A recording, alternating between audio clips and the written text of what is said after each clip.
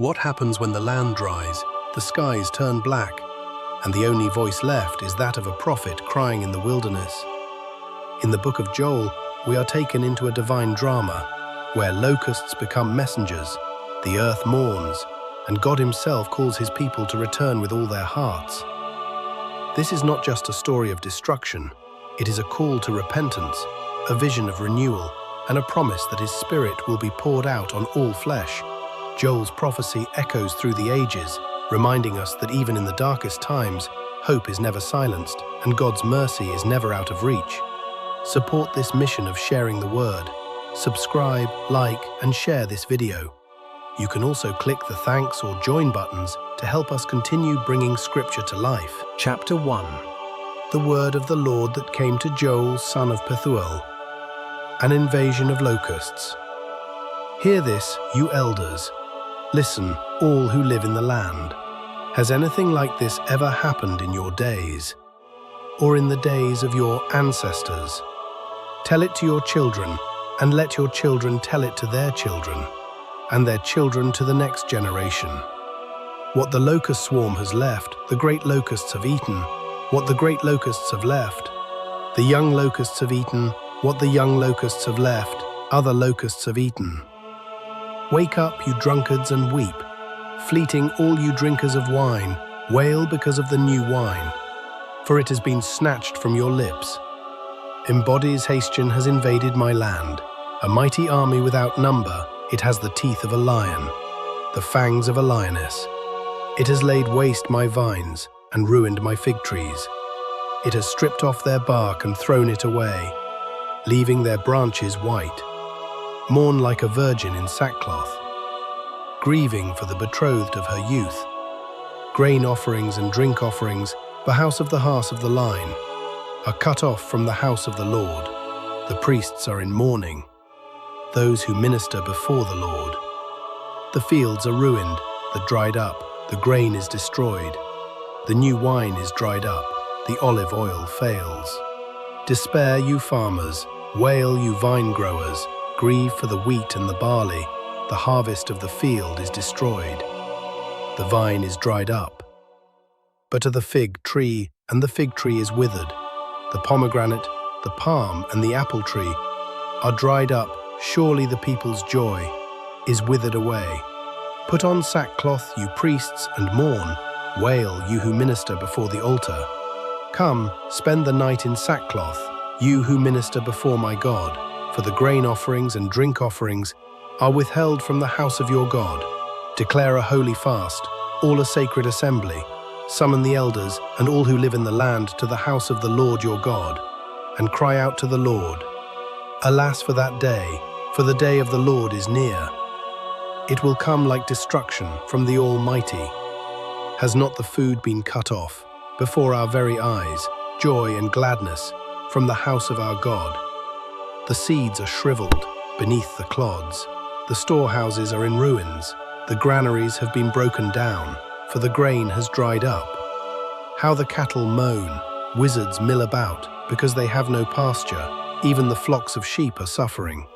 To you, Lord, I call. For fire has devoured the pastures in the wilderness, and flames have burned up all the trees of the field. Even the wild animals pant for you. The streams of water have dried up, and fire has devoured the pastures in the wilderness. An army of locusts. Chapter 2. Blow the trumpet in Zion. Sound all Woron the tremble, oakum and lining. For the day of the Lord is coming. It is close at hand. A day of darkness and gloom.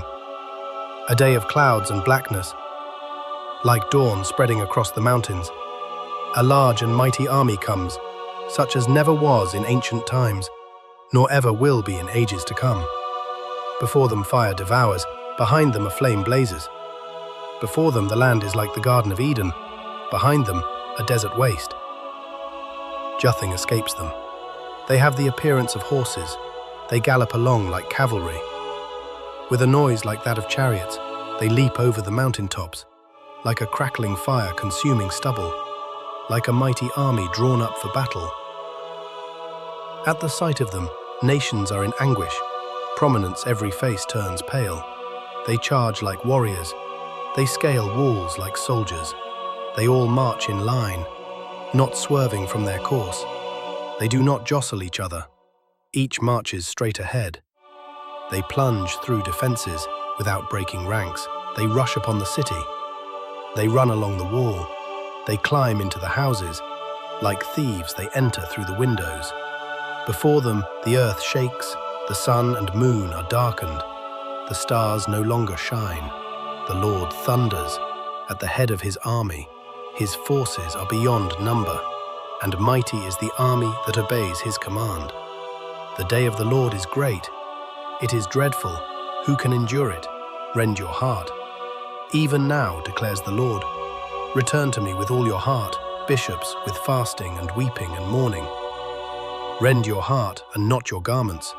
Return to the Lord your God, for he is gracious and compassionate, slow to anger and abounding in love, and he relents from sending calamity. Who knows? He may turn and relent, and leave behind a blessing, grain offerings and drink offerings for the Lord your God.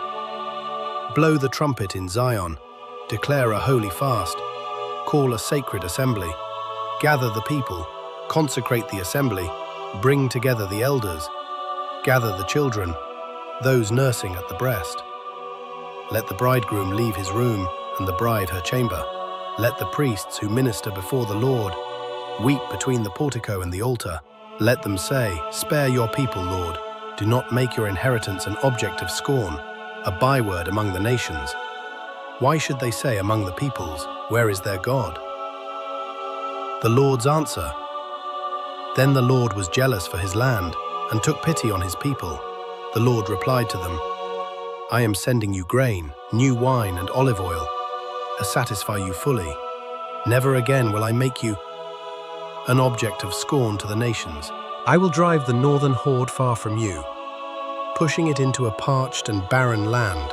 Its eastern ranks will drown in the Dead Sea, report in its western ranks in the Mediterranean Sea. And its stench will go up, its smell will rise. Surely he has done great things. Do not be afraid, land of Judah.